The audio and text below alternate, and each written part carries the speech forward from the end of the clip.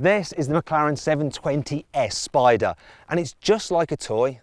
Now seriously, look, it's exactly like a toy. Well, apart from the price. You see, the full-size car will cost you £237,000, whereas this, it's about 10,000 times less. Let's start this review by talking about the design, because with the roof up, it does look very similar to the coupe, and it's got all the same aero swooshes and inlets as well, and I'll illustrate them now with the carwow stick of truth. So every bit of aero and vent does actually serve a purpose. There's no fakery here, it's all there to do a job, even back here, down here, all the way to the rear. There is no need for the carwow stick of truth today at all. Now, one of the differences between this car and the coupe is how the doors are mounted. You still open them in the same cool way, just by pressing on the panel in here, but they're hinged just down there, whereas the ones on the coupe are also hinged towards the roof. Obviously, they can't be on this car because the roof panel does come out. So, moving into the car, you still have soft close, so if I just shut the door, I only have to do it gently, and then it automatically closes for you. Also, if I pull up on this stalk, because I've got the electric steering column and I've got the memory seats, it'll move me to my favourite position. And it is a great driving position in this car. It's just bang on. I also like the fact that the dash is really low, so you get a great view forward as well. It's really, really nice. I love the interior design of this car as well, the way you've got these swoops and cutaways in the dash, and it's covered in leather. You can have it in Alcantara. It's entirely up to you. Also the vents, I like the way they operate. So that's them shut, that's them open. This is a vent here as well, which you can open or close just by pushing or pulling it, which is cool. And the general layout of stuff is just dead easy. It's all angled towards the driver ever so slightly.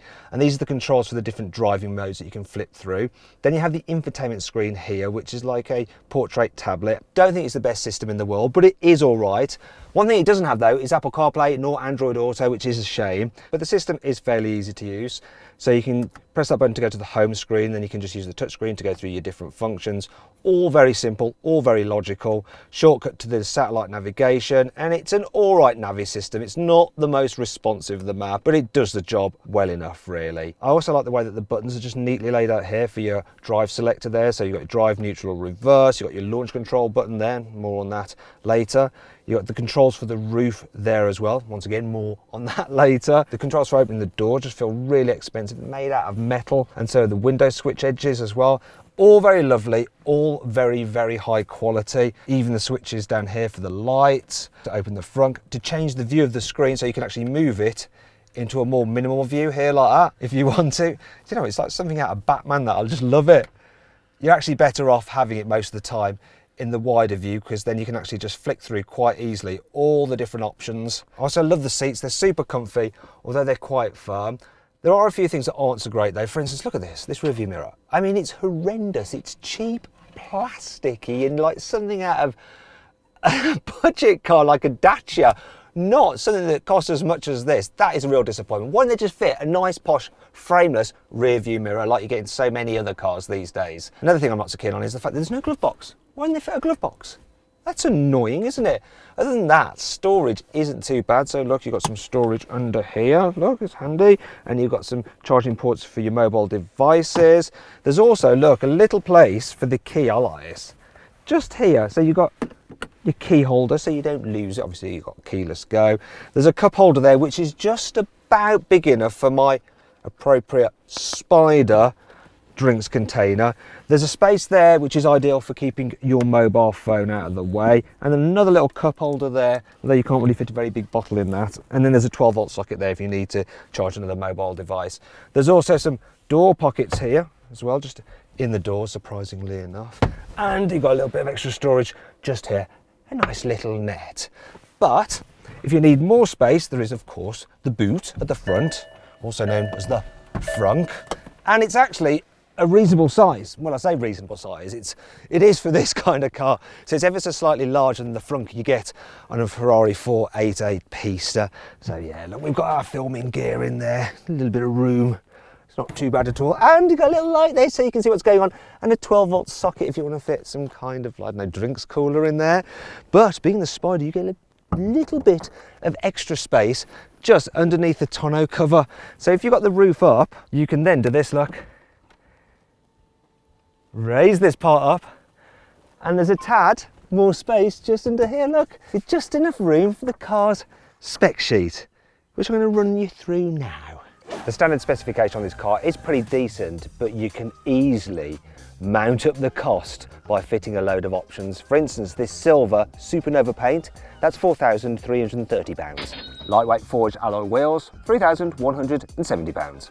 If you want your brake calipers painted red, that's £1,140. May seem steep, but you also get the McLaren logo etched onto the metal caliper rather than it just being a sticker.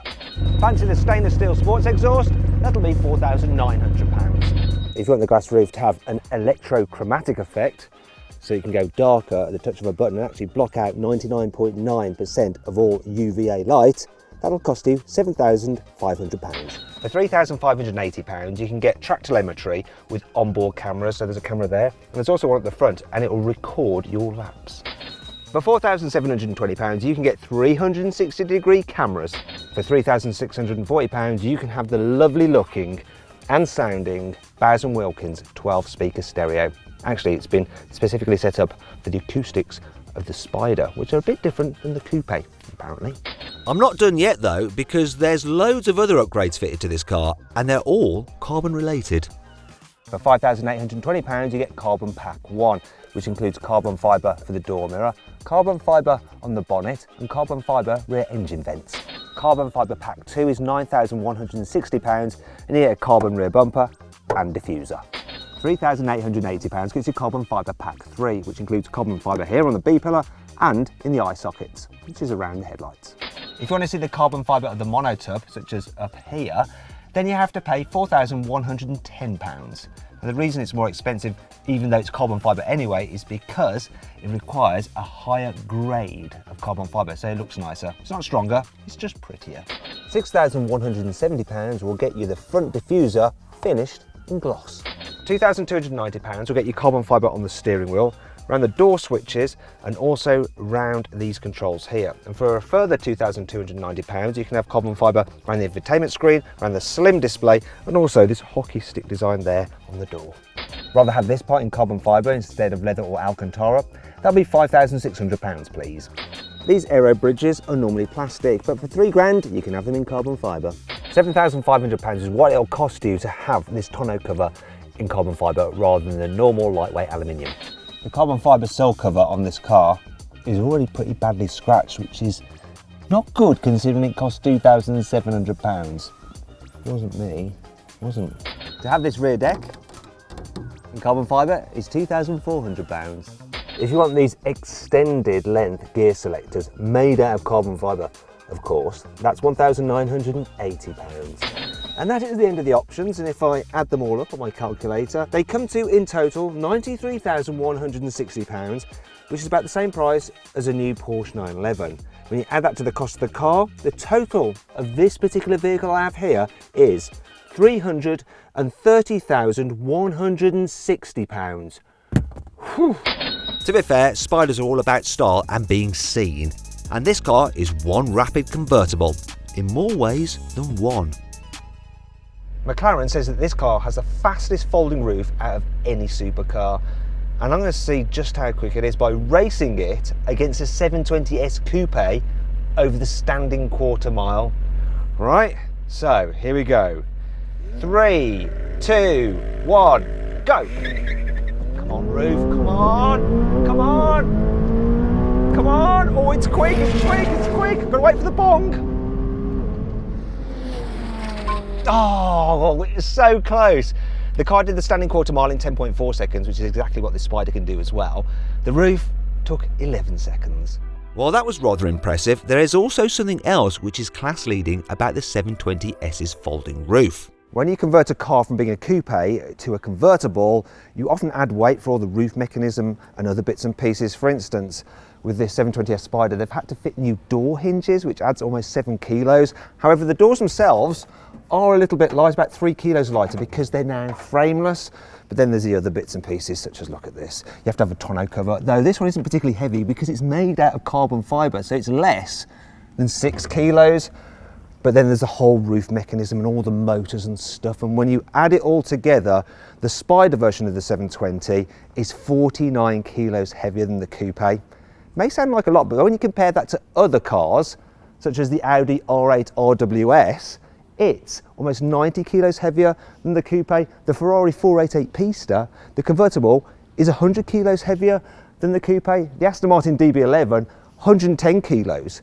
The Lamborghini Huracan Spider is 120 kilos heavier than the coupe. Now, part of the reason for that added weight is that when you take the roof off a car, you actually have to add strengthening to the chassis to make up for that loss of rigidity, but not so with the McLaren, as I'll explain now, along with some other cool things about the car. The carbon fibre tub is just as strong as the coupe's, and it weighs the same 73 kilos, which is exactly what I weigh. Now I've been on a diet. You know what, if this was made out of normal steel, I wouldn't be able to do this at all, because it weighs around 350 kilos. Yeah, making videos and making gains. These flying buttresses provide a little bit of downforce. They also help channel air into the engine. And look at this. They're made out of glass so you can see through them, which is handy when you're looking over your shoulder to park. Rollover protection hoops are actually integrated into the car's tub. So not only does it look cool, it also helps keep the weight down. If you want to have the roof up but still want to be able to hear the engine as best as you can just lower the rear window. If you want, you can keep the car spoiler in the up position, but how do you prefer it, up or down? Click on the pop-out banner in the top right-hand corner of the screen to vote for your favourite position. No, not that position. I'm talking about the rear spoiler, you smutty buggers. Not everything about the 720S Spider is great though. Here's 5 annoying things about it. The door pockets automatically lock when the door's open to stop stuff falling out, but that means that if you forget and leave something in there, in order to get at it, you have to first shut the door so that you can get it out. Depending on where the sun is, the central dash speaker reflects horribly in the windscreen. It's a bit off-putting.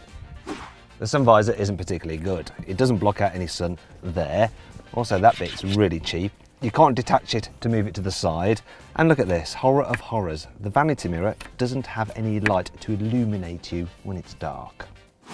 This McLaren has a slightly smaller fuel tank than its key competitors, which means you're going to have to stop at petrol stations and rub shoulders with the general public more often. Passenger legroom isn't all that great. Look, even with the chair pushed all the way back, I can't fully extend my legs, and I've got short ass legs. While I'm at it, the electric controls for the seat are really fiddly and confusing. By now, you're probably dying to know what the 720S Spider feels like to drive. Well, let me explain. This car has a 4-litre twin-turbo V8 with 720 horsepower, 770 newton meters of torque, and it can get from 0 to 60 in just 2.8 seconds. What does that feel like? Well, I'll show you now by putting it into launch mode. All I have to do is floor the throttle, boost is building, and we're off. That's 60, and that was 60 like that. That is insane. And this car will keep going to 212 miles an hour. Though if you have the roof off, it'll only do 202 miles an hour. What a shame, eh? Actually, you've got to be very careful. This thing is so fast and so punchy in gear because of that turbo boost. You're doing over 100 miles an hour before you know it. And I've been warned by the people at McLaren that here where I'm driving in Arizona, if they catch me doing over 100, I'll be in prison. And I do not want to end up some hairy biker's jail cell plaything, so I've got to be careful. Actually, one of the great things about this car is that you can actually slacken it off and just take it easy. It's quite a chilled thing when you're just cruising around. The suspension is absolutely brilliant over bumps. It's got a special active suspension system which can predict bumps, you can predict the way the car's leaning, and it will just keep it flat in the corners. So rides brilliantly, yet handles brilliantly too. Now you can actually alter the suspension stiffness from comfort to sport, which is quite good for fast road driving or track, and then it really is quite firm but not terrible. Then it changes the display as well, although you can put it back, and I prefer it in the normal mode. You can also change the gearbox from comfort, so it slurs the gears together nicely, to sport, and then it's faster with the gear changes, and it makes a nice pop when you change. There, did it then. It's a little bit random, and you feel a bit like you've won the lottery when you get it to do it. It's not like the Italian cars that do it every single time, it's just predictable. This, no. And then, it's like a gun going off in the distance. That's cool. Then you can put it into track mode and it just slams home the gears, really shoves you in the back. This is a car that's very easy to drive fast. I love the brakes as well. The brakes are phenomenal. They're carbon ceramics, but they're not grabby. And when you really slam them on, the air brake at the back pops up to help slow you down even more. Looks cool, and it serves a purpose as well. The steering is super sharp.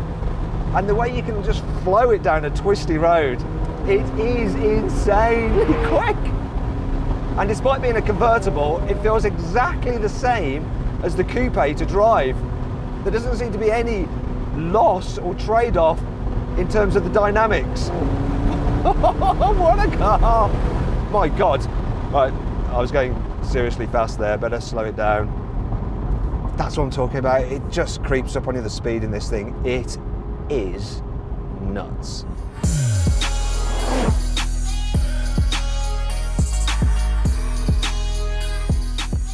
So then, what's my verdict on this McLaren 720S Spider? Should you avoid it? Should you consider it? Should you shortlist it? Or should you just go right ahead and buy it? Well, I reckon you should just go right ahead and buy this car, because if you want the supercar with the least compromises for going convertible, this is it.